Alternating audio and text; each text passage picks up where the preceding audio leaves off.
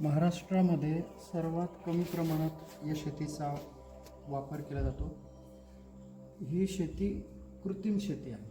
म्हणजे नॅचरल आपण जमिनीतून जे पिकं घेतो त्या पिकांच्या उत्पादनाच्या बाबतीत जे भरघोस उत्पन्न मिळतं तितकं उत्पन्न या शेतीमधून मिळत नाही. कारण या शेतीला साठी लागणारी वीज, यंत्रणा, व्यवस्था, त्याची खाद्यपदार्थाची भूमिका, सगळ्या गोष्टींच्यावर परिणाम करतात. म्हणून भारतामधला रेशीम उद्योगाचा जो काही परिणाम आहे किंवा उत्पन्न आहे हे खूप अत्यल्प आहे.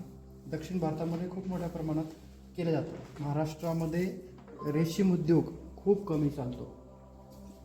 आपल्यासोबत शेतकरी आहेत ज्यांनी रेशीम उद्योगाचं इथे प्रस्थापन केलेलं आहे. हा शेड उभा केलेला आहे. साधारणतः हा शेड किती दिवसांमध्ये तुम्ही निर्माण केला होता? जेव्हा पहिल्यांदा 2 महिने अगोदर 2 महिन्याअगोदर केला होता. 2 महिने अगोदरचं स्ट्रक्चर तयार केलं आणि आपण जूनच्या 15 तारखेला तुतीची लागवड केली, साधारणतः 1.5 एकरमध्ये. आणि त्यानंतर पहिली बॅच आपण मागच्या महिन्यात घेतली. त्यापैकी आपल्याला 50% यश प्राप्त झालं नवीन असल्यामुळे. आता यावेळी दुसरी बॅच टाकलेली आहे. यावेळी 100% आम्हाला यश 80% तरी प्राप्त होईल असं आमची आशा आहे. रेशीमसाठी लागणारं जे काही जे जीव आहे ते आपण म्हणजे कुठून आमच्या वाशिम जिल्हा आहे, तिथं जुमडा म्हणून एक गाव आहे, तिथं त्याचं ते चॉकी सेंटर आहे. ते चॉकी सेंटरला आम्हाला त्याची बुकिंग टाकावं लागते 1 महिना अगोदर. त्यानंतर आम्हाला ते इथं स्पॉटवर पोच भेटून जाते चॉकी. आणि म्हणत हे जे झालेलं उत्पन्न आहे हां, ते साधारणतः याला किती कालावधी लागतो? याला कमीत कमी 21 ते 25 दिवस याचा पूर्ण क्रॉप निघायसाठी लागतात. 21 ते 25 दिवस. हो.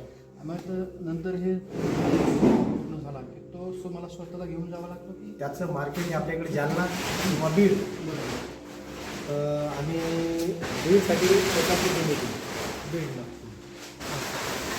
म्हणजे साधारणतः 550 ते 800 रुपयापर्यंत किलो आहे प्रति किलो महाराष्ट्रामध्ये. हो. 850 ते नाही, 550 ते 850 500पर्यंत असा कमी कमी भाव होत जातो. हो. किंवा तो 800 अशा प्रकारे तुतीचं जे काही झाड आहे त्या तुतीच्या झाडाचा पाला या जीवांना खायला दिला जातो. हो. आणि ह्या ज्या आळ्या आहेत ह्या आळ्या या पाला खाऊन सुदृढ होतात. हो. आता ह्या थंडीच्या दिवसामध्ये यांची नवीन प्रजाती अंडी घालणं हो ना.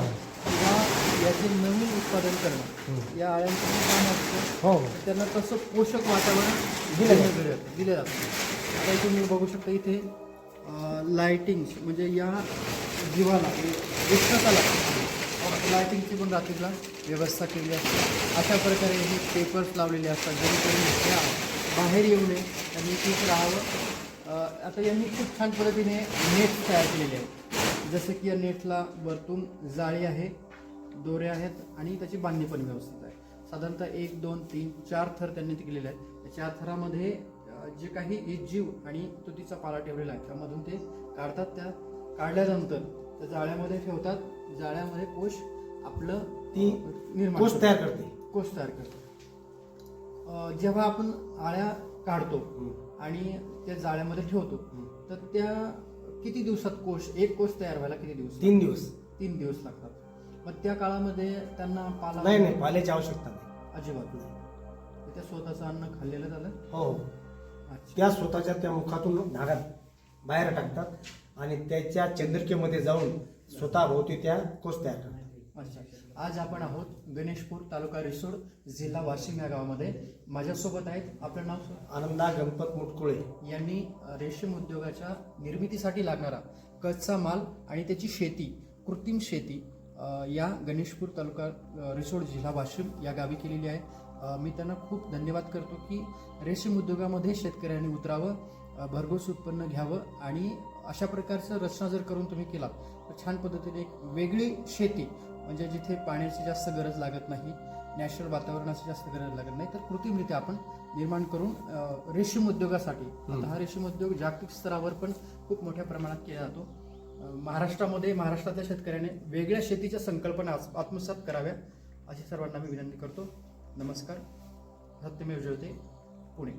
आता हा किती बाय कितीचा हा सेट आहे? 25/70. 25/70चा हा सेट आहे, ज्याच्यामध्ये या रेशीम उद्योगाची निर्मिती म्हणजे लागणारा कच्चा माल हे शेतकरी घेतात. हे 25/30 25/70. 25/70चं जे काही काम केलेलं आहे हे यांनी स्वतः केलेलं आहे. लागणारा कच्चा माल आणि जे काही बांधकाम व्यवस्था आहे एकूण याच्यात 300 अंडी पुंजाची संगोपन क्षमता आहे. 300. ओके. आणि मग तुमच्या सोबत हे तुमचे सहकारी पण आहेत? माझे बंधू येत लहान तेच पाहतात सगळं. Very good. म्हणजे साधारणतः या कामासाठी 2 माणसं लागतात. 2 एक्स्ट्रा माणसं लागतात, ज्यांना 24 तास हो, हो. त्यांच्यावर निगराणी ठेवावी लागते.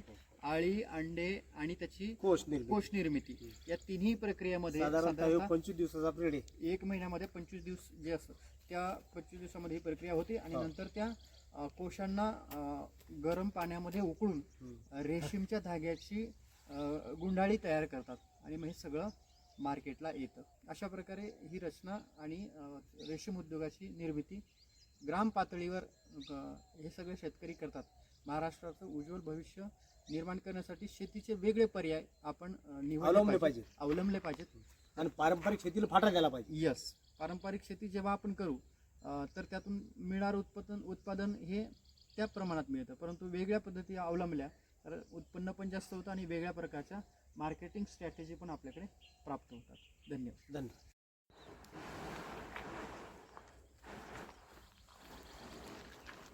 अशा प्रकारचे हे कोश असतात, जे कोश आळ्यांनी तयार केलेले, परंतु त्यांची भरपूर रचना न झाल्यामुळे नाही ते आपण जर 4 ते 5 दिवसात समजा ते जर आपण मार्केटला नाही विकले तर त्यातून ती बाहेर निघते. अशा प्रकारे तिचं फुलपाखरू तयार होते.